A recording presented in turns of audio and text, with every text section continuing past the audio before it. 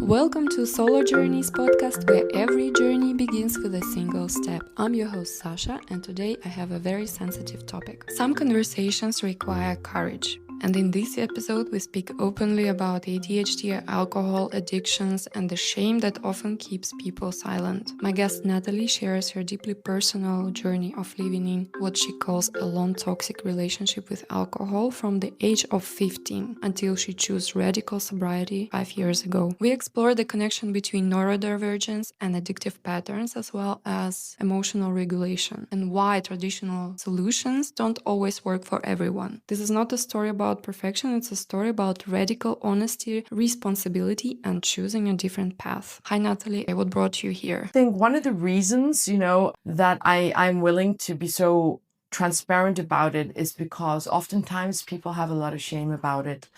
And when we talk about ADHD, when we talk about substance or let's say alcohol abuse or anything dysfunctional, people don't really want to talk about it that openly because of the fact. It's a shame. And I just think, it's important to share with honest truth some things so that people, number one, have hope, people, number two, don't feel shame, and people, number three, can openly talk about it. Because if we don't talk about this connection between ADHD and some sort of like substance or alcohol abuse and how the normal programs don't always work.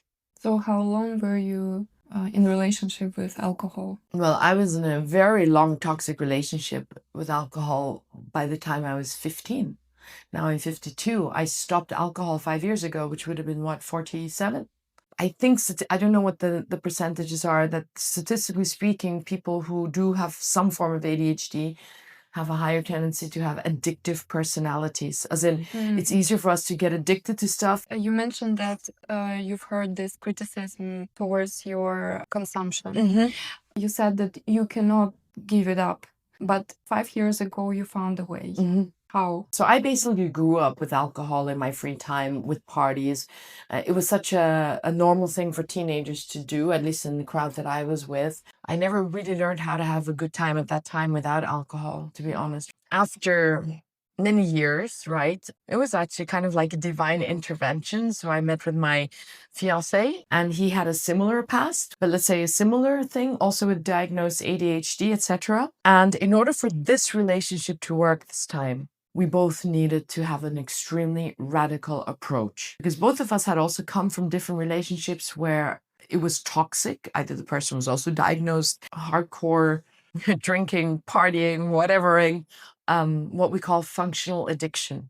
So you could still have your job, you could still be out there, but when you partied like there was no tomorrow. In order for our relationship to work, we both understood it had to be a radical approach, or we were just not going to do this together. And then in my case, I literally went cold turkey from one day to the other. Yeah. So that was your method. That was my method, because I'm very radical. So what I did is I learned a method within myself to switch on and to switch off. Very, very extreme in learning how to shut off emotion when I need to, and to allow them again when they were good for me. Feeding my alcohol consumption was the way I dealt with my own emotions, my own pain, my own, like a million things that can happen inside you, right? And I had to take a very radical approach so that I would be sure that I never drank again, sections by section. So I've learned how to regulate emotions in a much better way than I used to when I used to drink. How did you learn to work with your emotions? Is it how you observe yourself? What I do now, or what I did now, is I learned how to compartmentalize so that nothing bleeds into the other thing. So this radical approach of compartmentalization is that I have to really kind of like almost put like shutters. Most important thing that I learned how to feel is to feel comfortable with being very uncomfortable emotionally. I think if there's one thing I can tell somebody who's going this way, is really learn how to feel comfortable in feeling sad, and feel comfortable in feeling uncomfortable, anxious, and find your methods without alcohol or drugs or pills or whatever.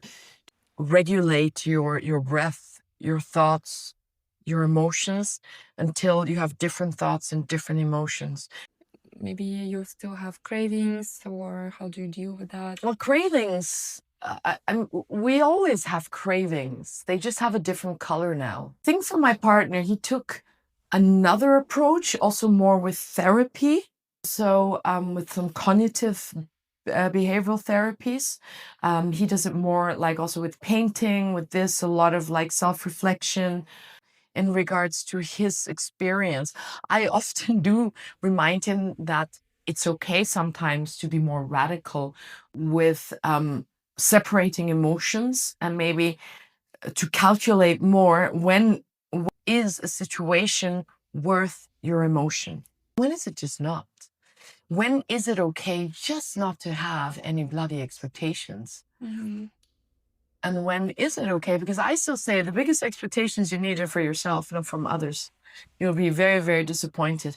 I think in that way, he might be a bit more sensitive. So he needs maybe a little bit more TLC that he gives himself. For me, it's out of my character that I have a very, very radical approach to sobriety. I also noticed that you connect emotional state with alcohol triggers. Absolutely, yes. Absolutely. So It has everything to do with it. It has everything to do it's a way to deal with your emotions. I've only come to this conclusion, like, throughout the years. I don't feel safe around humans. I don't feel safe in the world. I never really did. And I think alcohol allowed me to take away this anxiety that I have that humans can be dangerous. Humans are unpredictable in my mind, right? Within this world, in regards to my outer world, which ever since I was quite young, I was probably trying to kind of dial down. Then I realized in these years just how sensitive I am in terms of my outside, how brighter the world is, how loud the world is, how smelly the world sometimes is. Public transport for me is horror. The only solution you have is really to go really, really deep inside your own rabbit hole. I needed to go inside and to understand what was triggering, what emotions, whatever, right? Why do I deal with my own personal pain through the use of self-medication? Okay, I was used to it, number one, right? But what was more important was, what pain am I trying to solve? What is hurting me so much inside me that I would be willing to almost poison myself each and every time and to be so out of control? What is it that I have not accepted about myself or the world? There is no unique solution for every situation, and the idea is to find what works with you, within your personality, within your psychology, within your body. You need to do your job. You need to find your solution on your own. It's your solo journey. One thing that I also said, like, I made a promise, I will never drink again, because I did not like the person, or I do not like the person that I was when I drank. Actually, I very much hated that person, which we can say, well, you should love your addict. No, I don't love my addict. When I stopped loving my addictive behavior is when I really could become sober. I completely reject that part. I accepted that it was, but I expected more of myself. I don't do music anymore because in my music world, there was a lot of alcohol. I don't, well, so it's closely connected, and to stop doing something, you need to withdraw yourself from the environment. Oh my God, and people and everything. Yeah. The people in the environment are not to blame, because remember, one of the things I said, birds of feather flock together. Dysfunctional behavior, let's put it this way. Absolutely no open airs, no parties, no bars, no anything that I ever associated with drinking, including making music. That was a very radical approach, because I understood, if I want to have a successful way of doing this for the rest of my life, I would have to give up things that were very much associated with my lifestyle. Do you miss it? I don't miss it, because I don't like the person I was when I was doing it. What I miss is having a holiday for my head. You see, you need to understand something. I'm always on. So I have to work really, really, really hard to have even a semi-state of relaxation. This is very hard for me. I have to do exercises in the morning with my mind, breathing, gratitude, whatever. What I do to relax is also, I like gaming. So I have like a limited amount of time which I game my games. I've always loved that. Like a holiday for my head. I would always say, well, I'm going out so I can have a holiday for my head. I hope I can, maybe through my story, I can give people hope that there is a way. So what I can take away from your story is, first of all, don't complain. It's not don't complain. Okay. It's maybe find another approach. Complain, but don't get hung up that it's always, and don't feel sorry for yourself. Like, have self-compassion. Self-pity. Yeah. Gratitude is going to change everything in the story. You will always find something to be grateful for. Always, even if it just means you can get up in the morning and take a warm shower. Find your own way. There is no unique solution. You need to fight for yourself, understanding who you are, what do you need, what works with you. Very individual path. To withdraw yourself from the environment which hits the triggers. Yeah, absolutely. It's completely unrealistic to be sober and clean if you go back to the environments where you were enjoying yourself in destructive ways. It doesn't make sense. It doesn't make sense to me, because there's something in your mind that will go, it's like a little cling, cling, cling. And then like, oh, just one drink. Oh, just one this. Oh, and then Just one, yeah. Yeah, it's like, oh, just one more piece of cake. Cake is not so dangerous, but you know what I'm getting at. And people need to be ready when they do that to completely, radically change everything and even people around them. Because you cannot be around the people that you were partying with or whatever you're doing with. You just cannot.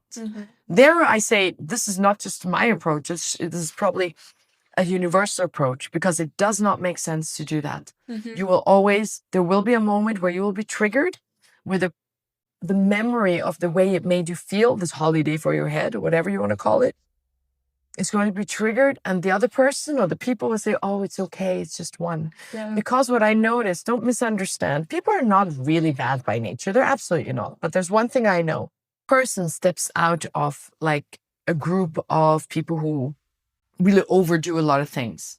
These people are not going to encourage you not to drink or to take drugs. Oh, just one. It's not because they're bad, because again, birds of feather flock together. These are not going to be your friends. They are not resonating anymore with your because decision. They're not ready.